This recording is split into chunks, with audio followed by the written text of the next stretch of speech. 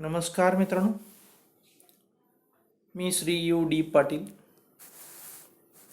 सहाय्यक प्राध्यापक, भूगोल विभाग, कला वाणिज्य विज्ञान महाविद्यालय, पलूस. आपलं स्वागत करीत आहे. BA भाग 3 सेमिस्टर 6 भूगोल पेपर नंबर 11 नागरी भूगोलाचा आपण अभ्यास करीत आहोत. Syllabus of urban geography introduced from June 2020. नागरी भूगोलाच्या अभ्यासक्रमाची ओळख 2020 पासून आपल्याला झालेली आहे. आणि या सिलेबसमध्ये मित्रांनो 4 मॉड्यूल्स आहेत. Module first introduction to urban geography म्हणजेच नागरी भूगोलाची ओळख. मॉड्यूल सेकंड अर्बनायझेशन नागरीकरण. Module third structure and morphology of urban centres नागरी केंद्रांची रचना आणि रूपिकी. Module 4 urban problems and issues नागरी समस्या. या 4 प्रकरणांचा आपल्याला अभ्यास करावयाचा आहे. यापैकी इंट्रोडक्शन टू अर्बन जिओग्राफी या पहिल्या प्रकरणाचा आपण अभ्यास पूर्ण केलेला आहे. मित्रांनो, आपण मॉड्यूल सेकंड अर्बनायझेशन म्हणजेच प्रकरण क्रमांक 2 नागरीकरण याचा अभ्यास सुरू केलेला आहे. आणि यामध्ये मित्रांनो आपल्याला मॉड्यूल सेकंड अर्बनायझेशन म्हणजेच नागरीकरण, साइट अँड सिच्युएशन्स स्थान आणि स्थिती, सिग्निफिकन्स अँड टाइप्स स्थानाचे आणि स्थितीचे महत्त्व आणि प्रकार आपल्याला पहिल्या मुद्द्यामध्ये अभ्यासायचे आहेत. Concept and factors of urbanization नागरीकरणाची संकल्पना आणि नागरीकरणाचे घटक आपल्याला दुसऱ्या मुद्द्यामध्ये अभ्यासायचे आहेत. Patterns of urbanization in developed and developing countries विकसित आणि विकसनशील देशांमध्ये नागरीकरणाचे प्रारूप. फंक्शनल क्लासिफिकेशन ऑफ सिटीज नगरांचे कार्यानुसार वर्गीकरण. या सर्व गोष्टींचा आपल्याला अभ्यास अर्बनायझेशन किंवा नागरीकरण या प्रकरणामध्ये करावयाचा आहे. यापैकी नगरे व शहरांचे स्थान व स्थिती या मुद्द्याचा आपण अभ्यास केलेला आहे. यामध्ये आपण नगरांचं स्थान म्हणजे काय आणि स्थिती म्हणजे काय आणि नगरांचा आणि नगरांच्या विकासावर, स्थापनेवर विशेष प्रभाव पडतो या सर्व गोष्टींची माहिती या ठिकाणी आपण पाहिलेली आहे. त्यानंतर मित्रांनो आपण नगरे व शहरांचे स्थान हा स्वतंत्र मुद्दा पुन्हा अभ्यासायला घेतला. आणि मित्रांनो यामध्ये आपण पुन्हा एकदा स्थान म्हणजे काय आपण पाहिलं. त्यामध्ये आपण निरपेक्ष स्थान, सापेक्ष स्थान आपण पाहिलेलं आहे. आणि या स्थानाचं महत्त्व नगराच्या विकासावरती आपण झालेलं पाहायला मिळतं. नगराचा विकास हा स्थानावरती अवलंबून असतो. आणि स्थानाची निवड करताना सुरक्षितता, पाणी आणि वाहतूक इत्यादी गोष्टींचा विचार केला जातो. या सर्व गोष्टी आपण पाहिल्यानंतर आपण पाठीमागच्या तासाला नगराच्या स्थानावरती परिणाम करणारे घटक अभ्यासायला सुरुवात केलेली आहे. आणि यामध्ये मित्रांनो नगराच्या स्थानावर परिणाम करणाऱ्या घटकामध्ये आपण पाहिलं भूपृष्ठ रचना. या रचनेमध्ये आपण पर्वत किंवा समुद्रकिनारे किंवा असणारी बेट या आणि मैदानी भाग या भूपृष्ठावरती किंवा या स्थानावरती जर नगर वसलं तर त्याचा काय परिणाम होतो या सर्व गोष्टींची आपण चर्चा केलेली आहे. याशिवाय पाणी पुरवठा हा स्थानावरती परिणाम करणारा घटक आहे आणि तो अत्यंत प्रभावी घटक आहे. याचाही आपण पाठीमागच्या तासाला अभ्यास केला. त्यानंतर पण जमिनीचाही आपण अभ्यास केला. आपण पाहिलं की जर नगराच्या सभोवताली अत्यंत कृषीयोग्य सुपीक जमीन असेल तर आणि पाणी पुरवठा उपलब्ध असेल तर त्या नगराच्या सभोवताली चांगल्या पद्धतीची शेती होते आणि त्या शेतीवरती आधारित जी काही इतर उद्योगधंदे आहेत त्या उद्योगधंद्यांचाही विकास होतो. या सर्व गोष्टी आणि इतरही या अनुषंगिक गोष्टी आपण पाहिल्या. त्यानंतर आपण हवामानाचा नगराच्या स्थानावर परिणाम कसा होतो याही गोष्टीचा आपण पाठीमागच्या क्लासमध्ये मित्रांनो विचार केला, अभ्यास केला. आणि त्यामध्ये आपण पाहिलं की जर पोषक वातावरण असेल तर निश्चितपणे त्या ठिकाणी आपल्याला नगरांचा विकास झालेला पाहावयास मिळतो. आणि आज आपण मित्रांनो पुढचे काही घटक आहेत ते घटक आपण पाहणार आहोत. त्याच्यामध्ये पहिला महत्त्वपूर्ण घटक आहे तो हवामानानंतर दळणवळण. दळणवळणाच्या संदर्भात अत्यंत महत्त्वपूर्ण गोष्ट आपण समजून घेतली पाहिजे. नगराची निर्मिती किंवा जो विकास आहे हा बऱ्याच अंशी दळणवळण साधनांच्या विकासावर अवलंबून असतो. दळणवळणाच्या विकासावर मित्रांनो प्रदेशाची सुगमता अवलंबून असते. सुगमता म्हणजे आपण त्या ठिकाणी सहजपणे संचार करू शकतो. याला या ठिकाणी सुगमता असे म्हटलेले आहे. ही जर सुगमता असेल तर या प्रदेशामध्ये कच्चा माल व पक्क्या मालाची जी काही वाहतूक आहे ती सहज साध्य होते आणि यामुळं परिसरातील कच्चा माल नगरामध्ये वेळेवरती पोहोचतो आणि त्या ठिकाणी या कच्च्या मालावरती प्रक्रिया करून पक्का माल तयार होतो. आणि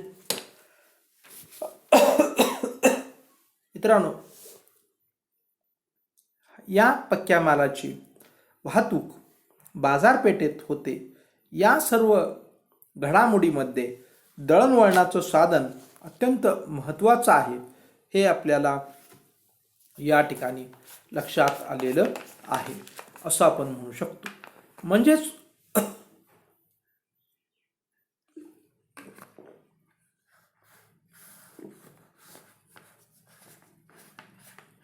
क्षमा करा मित्रांनो.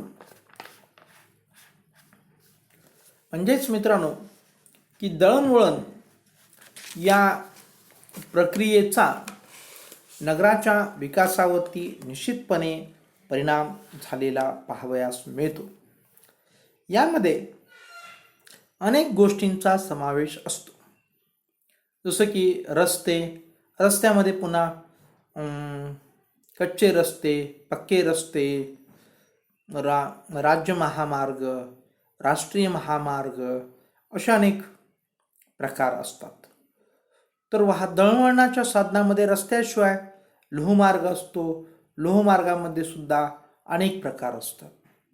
दुहेरी मार्ग, एकेरी मार्ग, ब्रॉड गेज, मीटर गेज, किंबहुना विद्युत वाहिनीवरती चालणारी ट्रेन, अशा अनेक त्या ठिकाणी प्रकार आपल्याला पाहायला मिळतात पहा.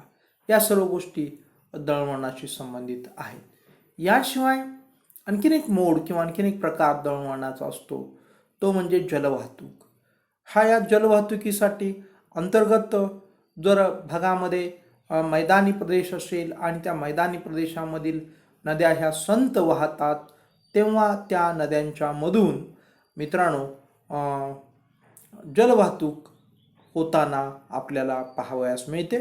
याशिवाय मोठ्या महासागरामध्ये किंवा मोठ्या जलाशयामध्ये, जलसागर, समुद्र, महासागर असं आपण म्हणतो, यातून जे काही आंतरराष्ट्रीय वाहतूक होते, या आंतरराष्ट्रीय वाहतुकीचा समावेश सुद्धा मित्रांनो दळणवळणामध्ये होतो. याशिवाय मित्रांनो आपण पाहतो की ज्याला हवाई मार्ग म्हणतो, हवाई मार्गाची काही ठिकठिकाणी केंद्र असतात, त्या ठिकाणी विमानतळ असतात आणि त्या ठिकाणी काय झालेलं असतं की या वाहतुकीच्या मार्गांचा विकास झालेला आपल्याला पाहायला मिळतो. आणि या सर्व प्रकारामध्ये जलमार्ग अत्यंत स्वस्त, त्याच्यानंतरचं स्वस्त असणारं म्हणजे रेल्वे मार्ग, त्याच्यानंतर स्वस्त असणारं रस्त्यांचा मार्ग, त्याच्यानंतर असं म्हणूया की सर्वात स्वस्तात वाहतूक होते ती जलमार्गाद्वारे होते. आणि त्यानंतर थोडासा अधिक खर्च येतो तो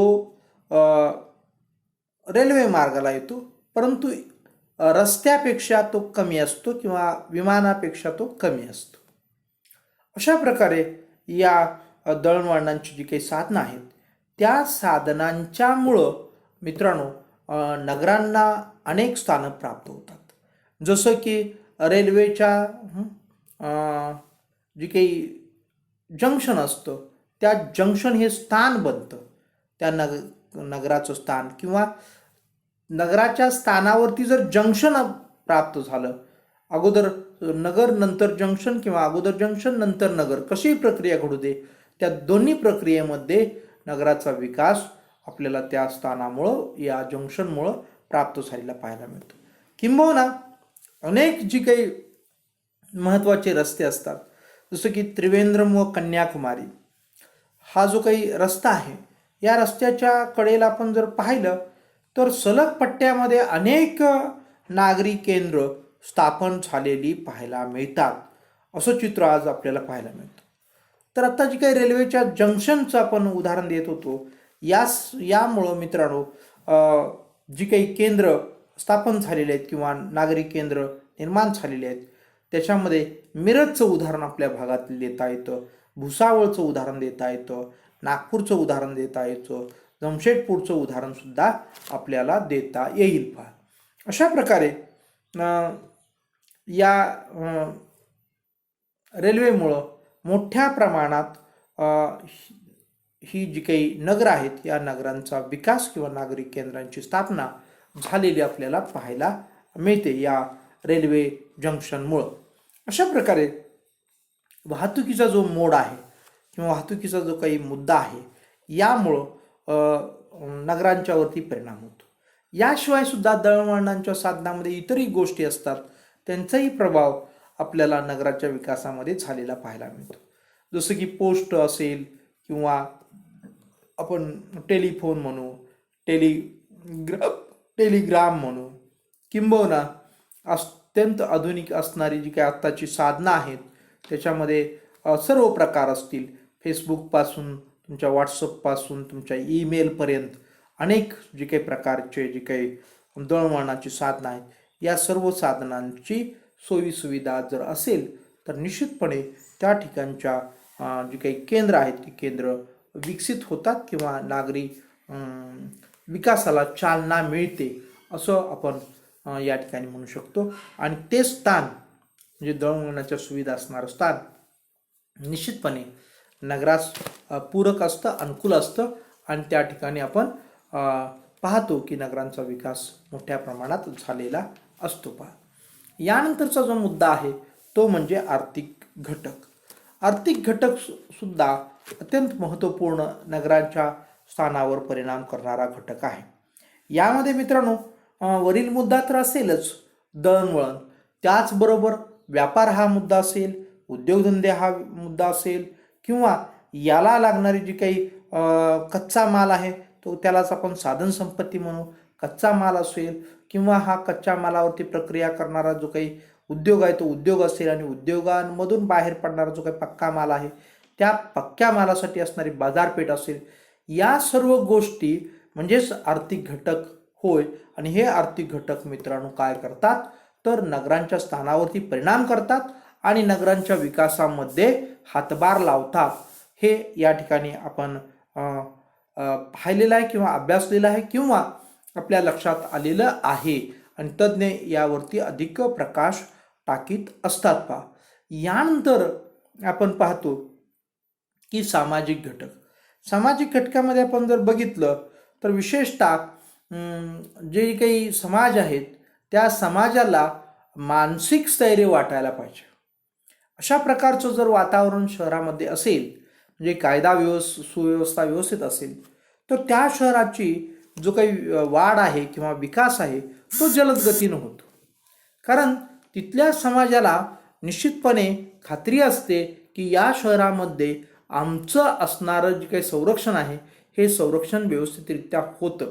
या ठिकाणी गुंडगिरी चालत नाही आहे, दादागिरी चालत नाही आहे, किंवा या ठिकाणी लुटमार होत नाही आहे, या ठिकाणी दरोडे पडत नाही आहेत. अशा प्रकारची शाश्वती खात्री जर समाजातील लोकांना मिळाली तर त्या ठिकाणी निश्चितपणे आपण पाहतो की नगराला च्या विकासाला चालना मिळते आणि ते स्थान अत्यंत महत्त्वपूर्ण ठरतं. हा एक महत्त्वपूर्ण गोष्ट आहे. म्हणजे लॉज त्या ठिकाणी कायदे कानून व्यवस्थितरित्या असले पाहिजे. दुसरं की समाजामध्ये जर वेगवेगळ्या जाती धर्माचे पंथाचे समाज असले तरी सुद्धा त्या ठिकाणी आपल्याला की त्यांच्यामध्ये असणारं जे काही एकमेकांच्या विषयीचं सलोखा प्रेम हे वाटणं अत्यंत महत्त्वपूर्ण आहे.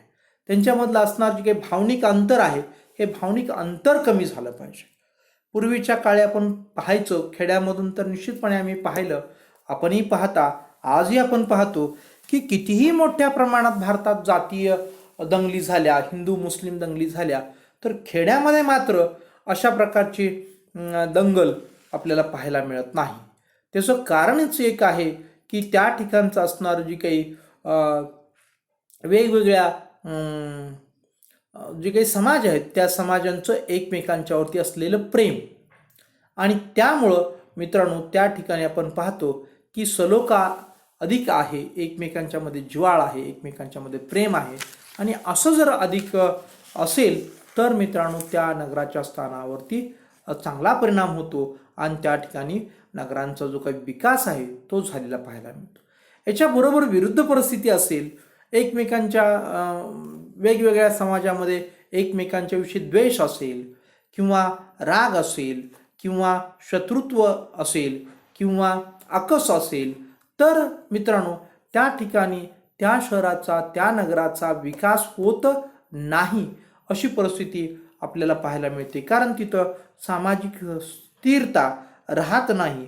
हे महत्त्वपूर्ण गोष्ट आपल्याला त्या ठिकाणी लक्षात येते. पहा, याशिवाय सुद्धा नगराच्या स्थानावर परिणाम करणारे आणखीन काही घटक असतात. त्याच्यामध्ये राजकीय घटक सुद्धा अत्यंत महत्त्वपूर्ण असतो. जे काही राजकीय म्हणजे किंवा प्रशासकीय आपण असंही म्हणू शकतो, राजकीय म्हणजेच प्रशासन सुद्धा त्याच्यातला एक भाग आहे राजकीय गोष्टीचा. तर प्रशासकीय सेवा जर ते नगर देत असेल, ते स्थान पुरवत असेल, तर निश्चितपणे त्या ठिकाणी आपल्याला पाहायला मिळतं की नगराचा विकास अधिक जलद गतीनं होतो आणि होतोच. हाही मुद्दा राजकीय घटक अत्यंत प्रभावी आहे. किंवा एखादी घोषणा झाली एखाद्या शहरामध्ये, समजा राजकीय घोषणा किंवा प्रशासकीय घोषणा झाली की नव्यानं या ठिकाणी MIDC किंवा ज्याला आपण म्हणतो औद्योगिक केंद्र विकसित करायचा शासनानं ठरवलं, तर या असणाऱ्या राजकीय धोरणाचा त्या असणाऱ्या नागरी स्थानावरती प्रचंड मोठा परिणाम पडतो आणि त्या ठिकाणी त्या असणाऱ्या नगराचा कायापालट होतो आणि नगराचा खूप मोठ्या प्रमाणात विकास झालेला आपल्याला पाहावयास मिळतो. हे जे काही ह्या ज्या काही गोष्टी आहेत या गोष्टी निश्चितपणे आपण पाहतो की राजकीय असल्या तरीसुद्धा त्या ठिकाणी नगराला काय करतात, चालना देतात, वाढीला चालना देतात असं आपल्याला पाहायला मिळतं पहा.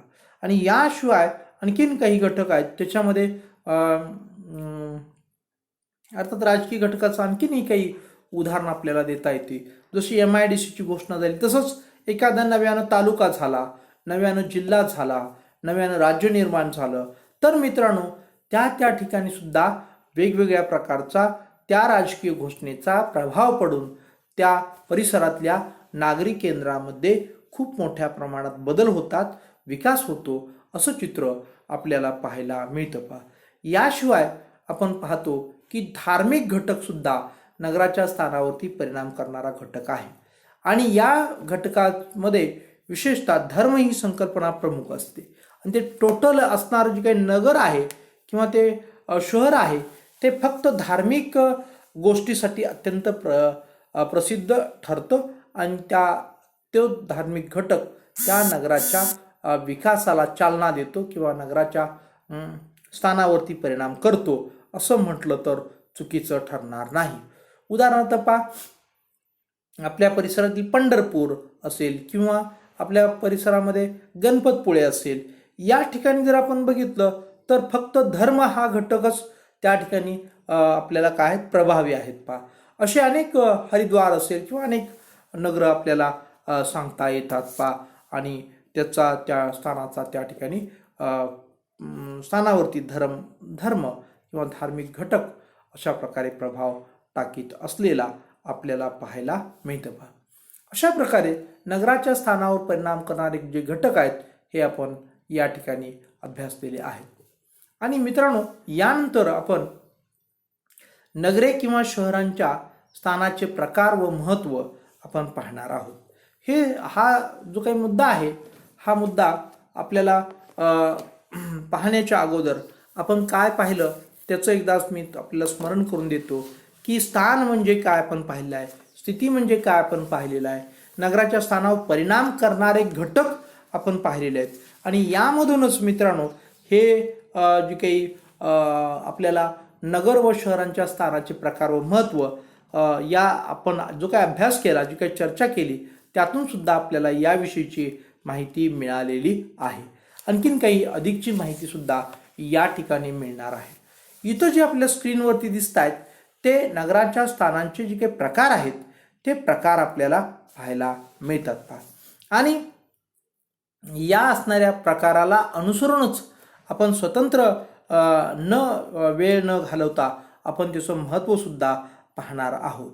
जेव्हा नगरे व शहरांची निर्मिती आणि त्यांच्या विकासावर त्यांच्या स्थानाचा जो काही मोठा प्रभाव पडतो हे आपण पाहिलं आणि या दृष्टीने स्थानाचा नगरे व शहरांच्या वाढीवर होणारा जो काही परिणाम आहे तोही आपण पाहिलेला आहे मित्रांनो. आणि आपण आता नगरे व शहरांच्या स्थानाचे प्रकार व महत्त्व हे आपण या ठिकाणी अभ्यासणार आहोत.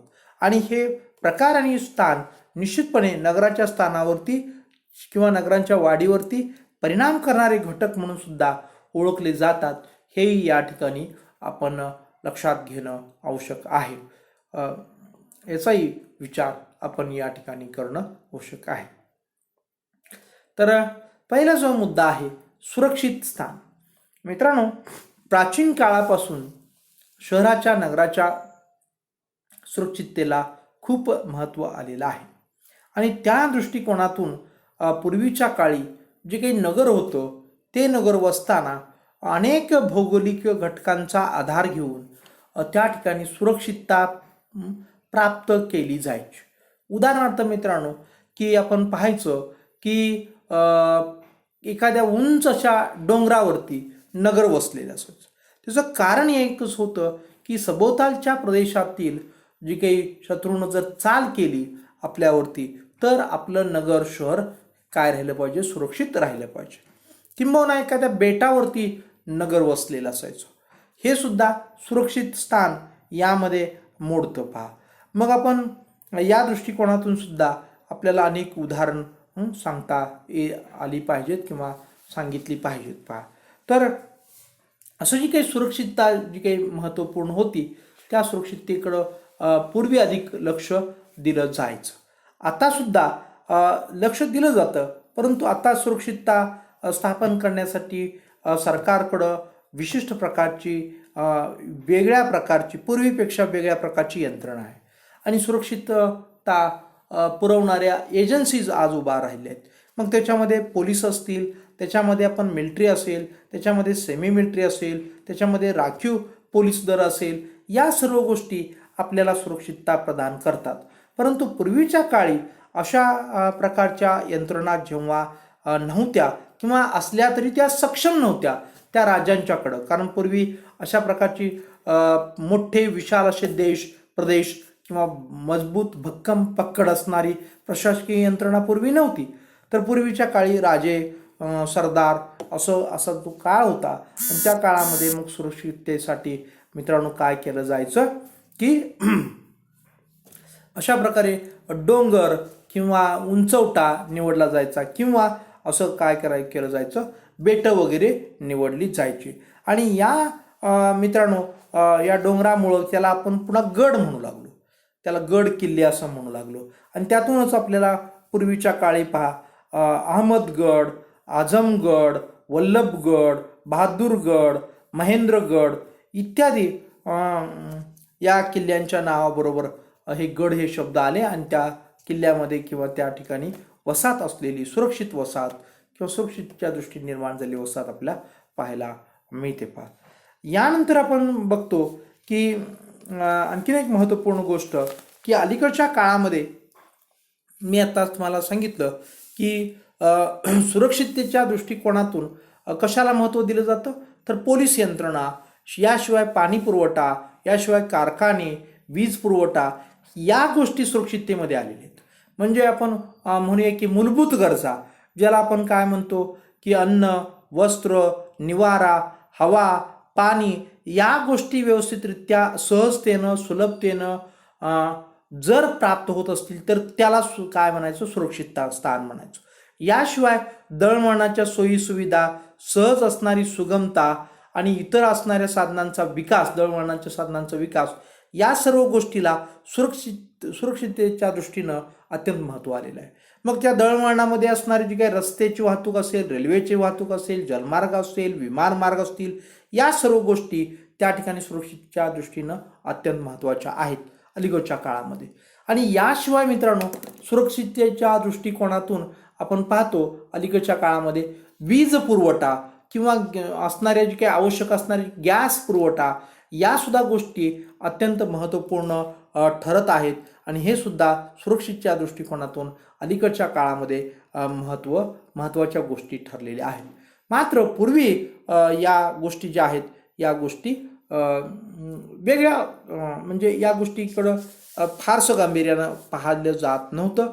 फक्त स्वतःचा जीव वाचला पाहिजे अशा प्रकारची सुरक्षितता साठी पूर्वीचे लोक धास्तावलेले असायचे आणि त्यासाठी त्यांना गड किल्ले याचा आश्रय घ्यावा लागत होता. हे आपण या ठिकाणी लक्षात घेणं आवश्यक आहे. आणि अलीकडची परिस्थिती थोडीशी बदललेली आहे हे या ठिकाणी आपण लक्षात घेणं आवश्यक आहे. पहा त्याचबरोबर पहा की जर पर्वतीय क्षेत्रात दुर्गम ठिकाणी किल्ले व शहरांची प्रगती आपल्याला झालेली सुद्धा पाहायला मिळते.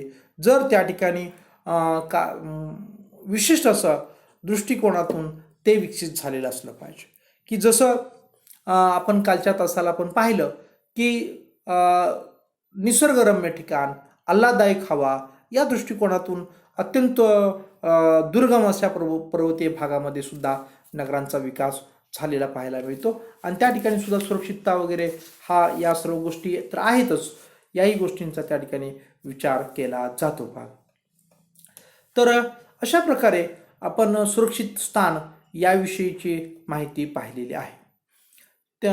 तर आपण मित्रांनो या ठिकाणी आपली वेळ झालेली आहे म्हणून आपण या ठिकाणी थांबणार आहोत. थांबण्यापूर्वी मी तुम्हाला आठवण करून देतो की आपण या अभ्यासक्रमाची जी काही गती घेतलेली आहे यामध्ये आपण जी काही संदर्भ ग्रंथ आहेत त्या संदर्भ ग्रंथांचा व्यवस्थितरित्या अभ्यास करून त्यामध्ये असणारी जी काही सुरक्षित स्थानाची जी काही उदाहरणं आहेत ती उदाहरणं आपण व्यवस्थितरित्या द्यायची आहेत किंवा आपण त्याच्यावरून ऑब्जेक्टिव्ह प्रश्न जे काही तयार होत आहेत ते प्रश्नही तयार करायचे आहेत आणि आपली क्वेश्चन बँक वाढवायची आहे. एक ना एक शहर किंवा एक ना एक उदाहरण आपलं काय असू शकतं, ऑब्जेक्टिव्हचा प्रश्न असू शकतो, हे विसरून आपल्याला चालणार नाही. म्हणून जेवढी जेवढी काही आता आपण पाहणार आहोत त्या सर्व गोष्टी मध्ये आपण काय करायचं आहे, उदाहरणार्थ आपण सुरक्षित स्थान आपण पाहिलं पर्वतीय ठिकाणी किंवा पूर्वीच्या काळी बेटांच्या ठिकाणी, पूर्वीच्या काळी नदी किंवा नदीच्या काठावरती उंचावरती जिथं पूर येणार नाही अशा ठिकाणी ह्या सर्व गोष्टी विचारात घेऊन ही सर्व नदी असेल, पर्वत असेल, बेट असेल, ही सर्व सुरक्षित ठिकाणं होती आणि त्यांची असणारी जी काही उदाहरणं आहेत ती उदाहरणं आपल्याला व्यवस्थितरित्या मित्रांनो देता आली पाहिजेत.